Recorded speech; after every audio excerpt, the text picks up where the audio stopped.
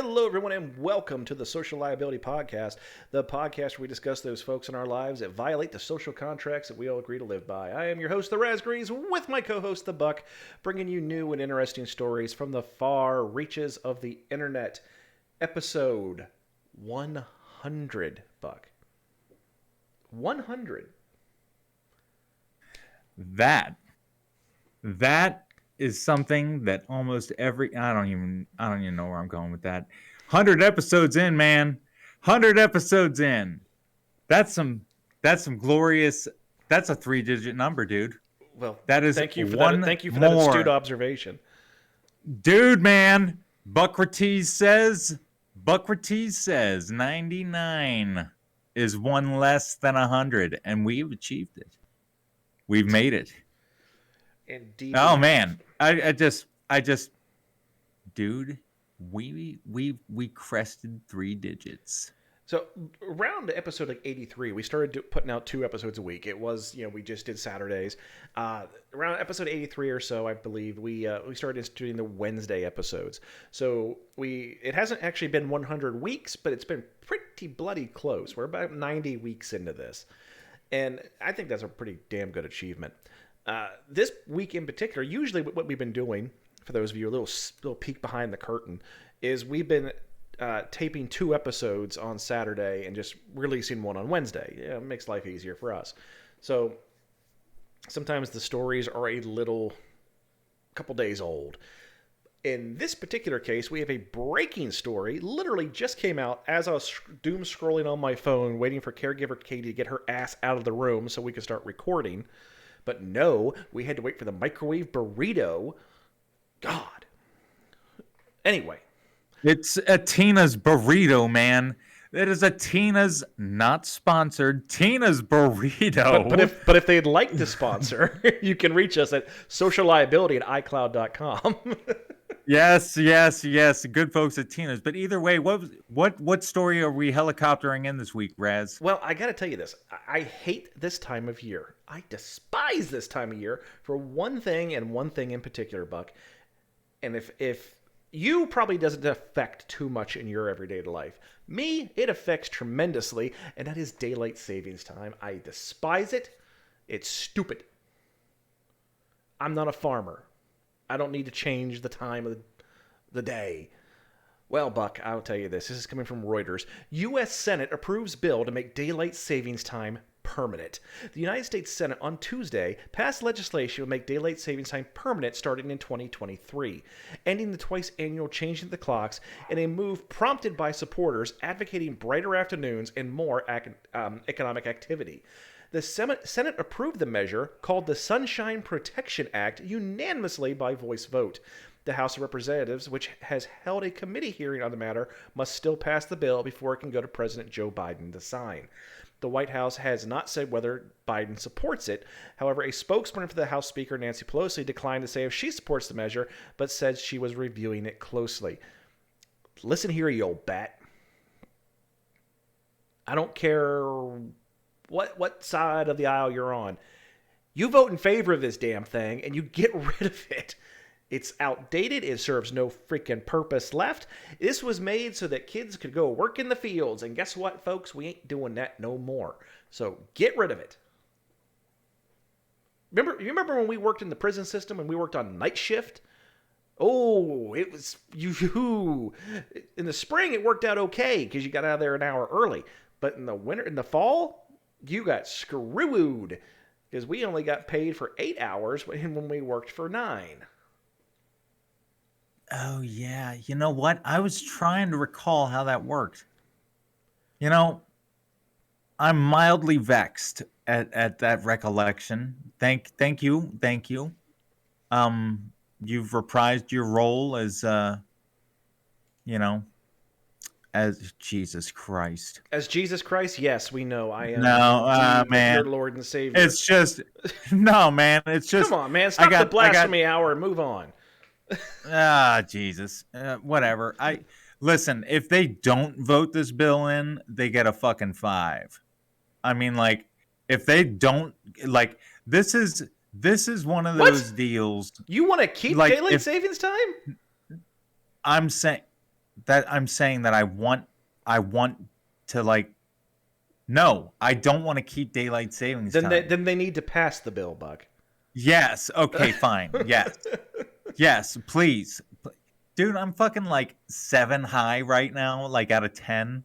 Like give me a break. You're lucky I'm coherently speaking. But either way, yeah. Pass the bill or get a 5. We'll come back. We've been at this a while. We'll come back to this. Let's get on to a real story that Buck can get a good 30 seconds to a minute to sober up a little bit. This comes from NBCnews.com, and this is our I smell bullshit story of the week. Florida teacher beaten and hospitalized after attack by 5-year-old student. A South Florida teacher was taken to the hospital last week after she was attacked by a 5-year-old student, leaving her dazed and unresponsive. The unidentified instructor was found by first responders sitting on the ground against the wall and appearing to be in a faint state at Pine Lakes Elementary School, about 15 miles southwest of downtown Fort Lauderdale, according to a heavily redacted report from the police department. The victim was clearly weak and dazed, able to blink and breathe regularly, but at no point was able to vocally respond or show signs of a response. The troubling incident started when a 5-year-old boy had to be removed from a classroom for throwing things around and flipping the chairs. The youngster was taken to an empty cool-down room where the attack on the teacher allegedly took place. The teacher was taken to Memorial Regional Hospital in Hollywood and has since been released. While the young suspect is still being investigated for possible aggravated assaults with hands, feet, and fists, it is unlikely that he'll be criminally prosecuted. No shit. Police would be hard-pressed to show that a 5-year-old had the ability to distinguish between right and wrong. The victim, in her late 30s or early 40s, is about 5'4" with a slender frame. Broward Teachers Union President Ann Fusco told NBC News on Monday. She suffered a contusion and other injuries after the enraged special education student between 50 and 60 pounds unleashed on the teacher, according to the union chief. The instructor had been leading a exceptional student education class with a group of children with some type of special needs or special disability with all kinds of different diagnoses. The way he pounced on her and the way she fell back and smacked her head, it was a severe concussion. We got some other bodily injuries from him punching on her, attacking her, kicking her, punching her, biting her, and going to lead to surgery. Broward County Public School officials referred all questions to the police. The district, though, did share a message that Principal Suzanne Sassy sent to parents and staff acknowledging there had been an incident that occurred at the school, which required a staff member to be transported to a local medical facility on Wednesday. At all times during the incident, our campus was secure, Sassy reported. As always, the health and well-being of our students and staff continues to be of our highest priority. The school has nearly 800 students who range in age from pre-kindergarten through 5th grade. All right. So, let me ask you this. Okay, cuz I paid like mildly close attention throughout all of that. And I got to ask you, did you read this article prior to airing the podcast? No. Okay.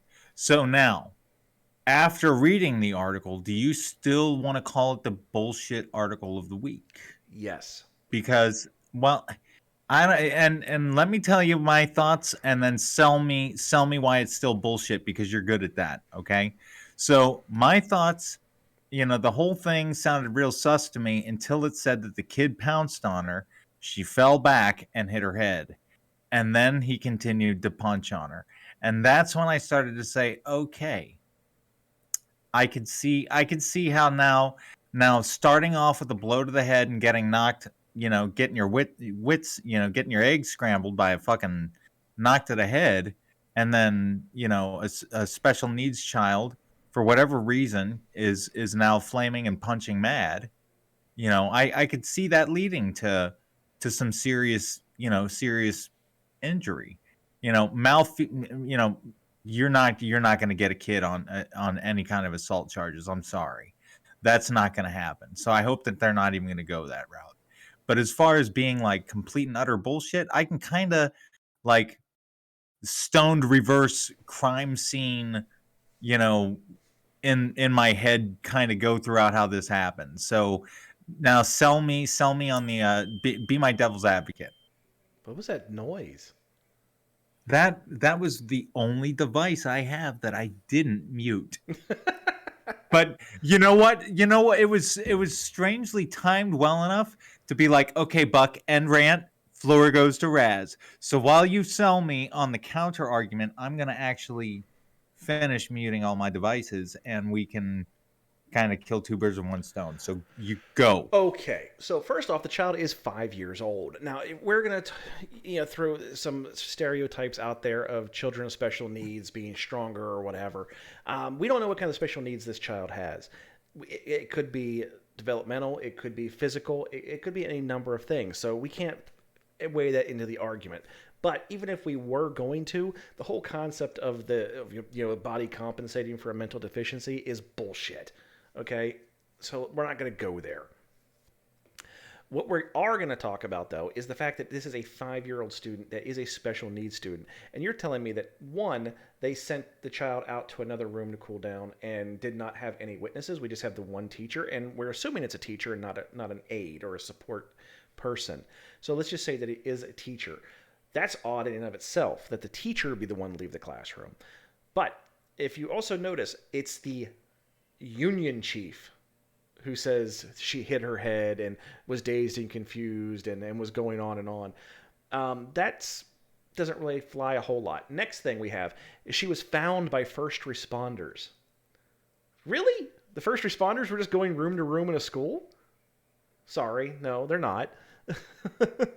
And, anytime you have somebody who works in a job such as this, and especially one that is, and I'm going to stereotype this a little bit, that is represented by a union, you are most definitely going to be looking at a settlement. They are going to request a settlement. And over the next 2 to 3 years, this teacher is probably going to be seeking help from a litany of medical experts. They're going to give her certain percentages of her body have disability, and to the point where she is going to then request a amount of money, probably in the neighborhood, if I had to guess, of over $200,000 in a settlement. She'll probably end up settling for 140. That is if I had to guess. Okay. So, I mean,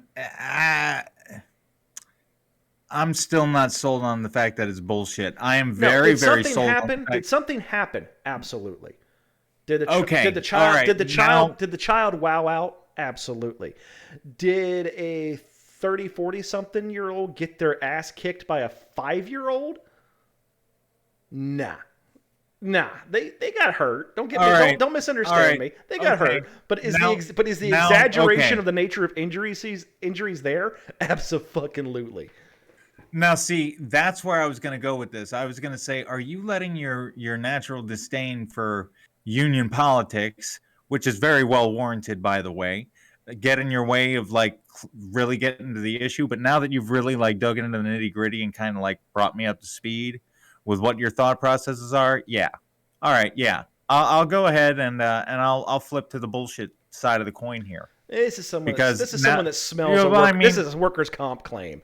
And that's all this is. No, like I rely on your expertise heavily for that, man. And thank you for showing me your math, like truth. But no, man. I mean, I'm funny in my own right. But if you just let me off on like, just on my normal like point and shoot mentality, I could end up really like sticking my foot in a pile of shit. Like you definitely like keep the collar on. Thank you. So what are we gonna give? Milking the system. Okay, so who do you score in this? I mean, now you can't score the child. Oh, that's a good question because the child's a child. Mm-mm. You can't score. Nope. You can't even score the family of the child because the child is a special needs student, and they're right. 5. No, and that's fine. Right. No, I was actually going to go ahead and score the teacher on this one.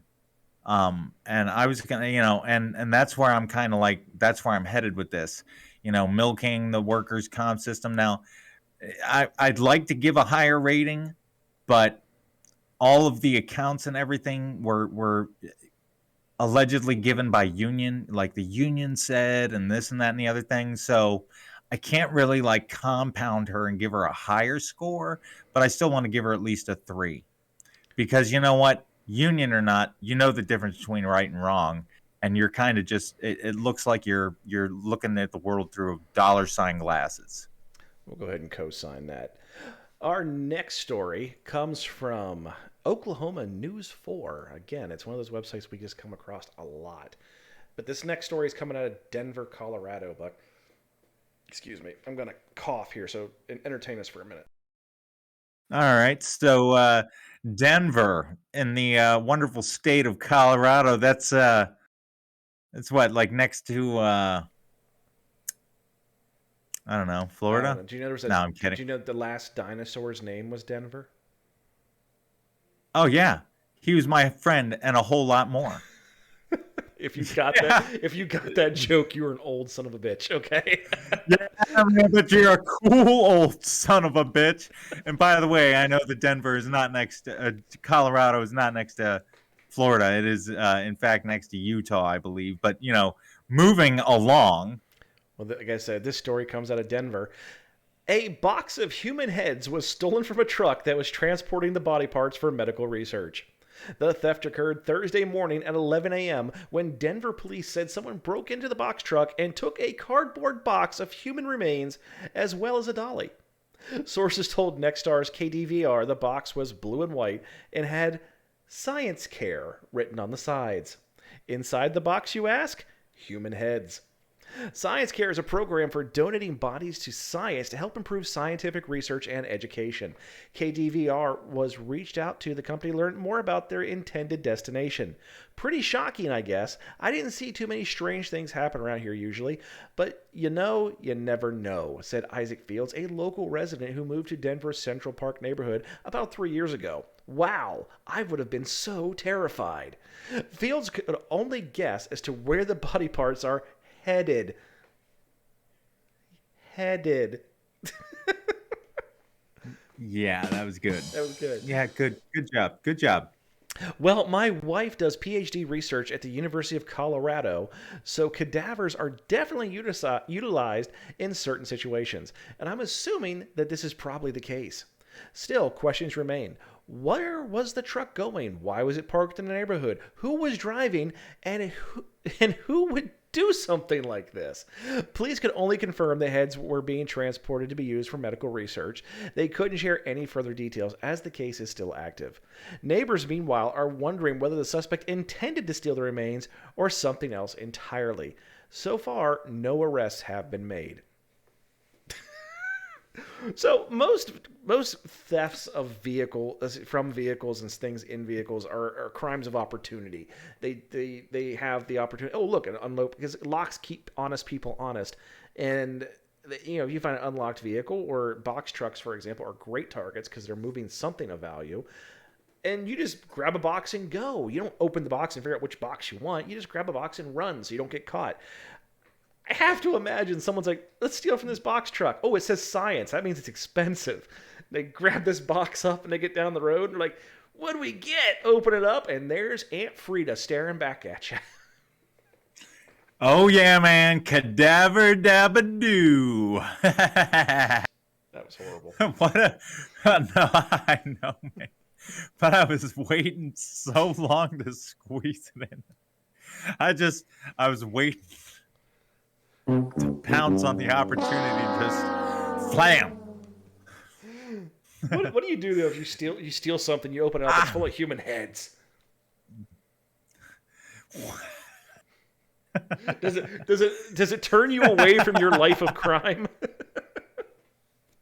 I'm just imagining going back to the evil League of Evil poker game and bragging about your heist. Bad horse says nay. So, Raz, guess what I came back with? A buckload of heads. All right, Buck. Yeah, buckload. I realize that's your catchphrase and all, Buck, but let me ask you something. What are you gonna do with a box of heads? Who knows, man? Rugby. Coming from the guy in the wheelchair. Yeah, but no, I don't fucking know. What would you do with the box of heads? I mean, I guess it would depend on the season. I mean, like this is a recent story. Like when was this article published? Because sometimes I fish an old one in there. I mean, do You you? know, if it was what if it was during October? Maybe the guy capitalized on it and was like, you know what? Chicken salad out of chicken shit. We'll put these things on the side of the road, $3.99 a head, No, and we'll just, this was you last Thursday. know, This was last Thursday. man, But they're gonna let those heads season inside of a bunker and let the skin rot off, and then sell them in October. I think maybe you just put them on a pike and put them on your outside your house to keep the Black Knight away. You know what? Do not enter would be a far, far more heated warning if it were mounted to a pike with a head upon it. That is for sure. Either way, man, like I don't even know, just common thievery. I'll go ahead and I'll shoot you a 3. Yeah, I mean, I'm gonna co-sign that. It's just, it wasn't an armed robbery that we know of. It wasn't Well, it was a head robbery, not an armed robbery. this is true. So I'll co-sign. I'll co-sign.